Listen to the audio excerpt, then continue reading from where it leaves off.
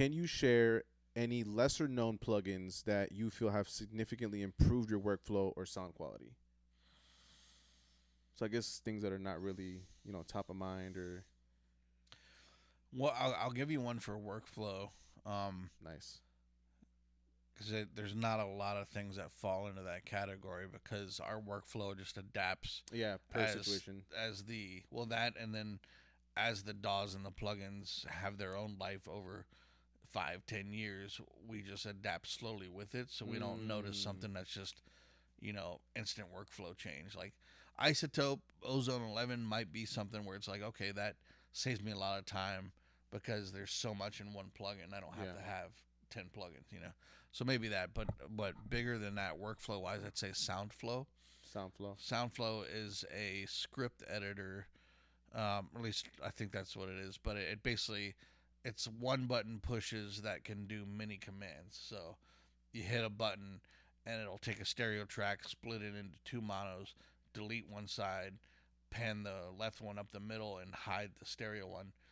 And you do that like if you have a stereo track that's really not stereo, it's actually mono, and you don't want to waste, Right. you just want to cut it down to one mono track. So that would take me like 4 or 5 steps doing it manually. SoundFlow, you have an iPad and you have a button to be like split the mono. So you highlight the track you want to split the mono, hit that one button, and it's done. Just does everything. Yeah, That's and sick. you can literally program anything. You can bounce stems. You can label stuff. You could order a burrito, no joke, and pay for it with a stored credit card. Wow. Like anything you can do with the mouse and keyboard, Yeah. you can program SoundFlow to do. Wow. So guys like Baines, Yeah, of and course. Baines is a heavy SoundFlow user, but there's all these like one button things you can do that will take care of a 6-key command. Yeah, into one. So for workflow, big shout out to SoundFlow for that. Hell yeah. Just huge. having your favorite, like I mentioned, the reason I know it's 50 or 60 plugins that are my go-tos is because my SoundFlow is a big window of those plugins. Yeah. So if I want Fab Filter Pro Q3 on a track, I just hit that Pro Q icon and it just puts it on the track for me. That's sick. So that's a big one for workflow. But otherwise, state the question one more time. Basically, like any like lesser known. Oh, lesser known. Yeah, lesser known plugins. That sound quality. That was the other half of it. So, sound quality wise, I want to shout out Mixwave because Mixwave is a company they're just nailing plugins and they're releasing a pretty high frequency in a short amount of time. They have a Hazel Rig preamp EQ, which they nailed it. That thing sounds phenomenal.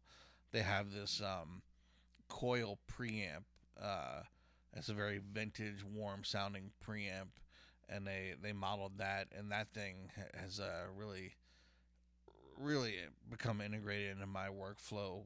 When I want stuff to sound extra analog, I use that. So that definitely has affected my sound quality for the better. That's sick. And they just released a new stay level compressor, the Gates stay level, and everyone's flipping out over that. They have one of the best bass amp simulators, and sound quality wise, that, and then Make Believe. Shout out to Rick again. His plugins, mostly he's got 2 EQs, a channel strip, and another one I can't talk about that's on the way in beta, but they have a sonic character to all of his plugins that isn't.